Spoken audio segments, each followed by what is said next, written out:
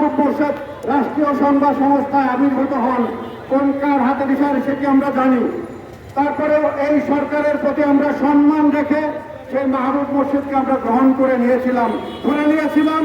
তাকে আমরা না চিনলেও না জানলেও তিনি এই সাংবাদিকদের এই গুরুত্বপূর্ণ প্রতিষ্ঠানের এমডি যখন হয়েছেন, সাংবাদিক সংগঠনগুলোর সাথে তিনি আলোচনায় বসে তার কর্মসূচি ঠিক করবেন, কিন্তু তিনি ব্যর্থ হয়েছেন। আজকে আমরা এখানে মাহবুব মোর্শেদ আপনার পদত্যাগের দাবি আপনার কাছে করতে আসিনি, আমরা আজকে সরকারকে জানিয়ে দিতে এসেছি যে এই মাহবুব মোর্শেদকে এখন নির্দেশ দিলে এই দরজা ভেঙে তাকে আপনার ওই দোকানে থেকে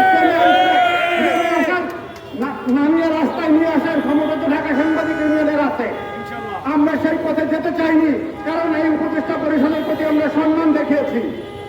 আজকে 17 বছর যাকে আমরা চিনি না, সাংবাদিকদের কোন আন্দোলনের সাথে চিনি নাই, সাংবাদিকরা যাকে চিনেন না তিনি বিএসএফ এর এমডি হয়েছেন।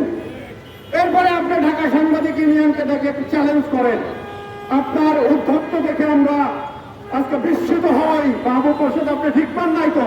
আজকে আপনার সাথে কোনো কথা না, আমরা বলেছি যে আগামী 24 তারিখে আমরা প্রধান উপদেষ্টা এবং তথ্য উপদেষ্টার কাছে স্মারকলিপি দিয়ে আমরা জানিয়ে দেব যে অবিলম্বে আপনাকে যদি বিএসএস থেকে এখান থেকে সরিয়ে না দেয়, তাহলে ঢাকা সাংবাদিক ইউনিয়ন নিজের দায়িত্বে এসে এই গেট খুলে আপনার রুম থেকে বের করে রাস্তায় নামিয়ে দিয়ে ওই রুমে তালা দিয়ে দেওয়া হবে। এখান থেকে আপনি ঠিক পান নাই। আপনি কাদের বিরুদ্ধে কথা বলেন? আপনি সাংবাদিক নেতাদের বিরুদ্ধে তাদের চরিত্র হননে নেমেছেন। আপনি কোন জায়গার সাধু? আপনি তো আজিল মার্কেটে গাঁজার আসরে বসেন, আমরা জানি না। আপনি এখানে সুবিক্রি দেখাইতে আসছেন, আপনি সুখেই খাচ্ছেন। আপনার এটি আমরা দেখে নিয়েছি, আপনার শক্তির জোর কথা আমরা দেখে নিয়েছি। সুতরাং আমরা এই সরকারকে সম্মান জানাই, এজন্য সম্মান দিয়ে এই সুযোগটুকু আমরা দিতে চাই।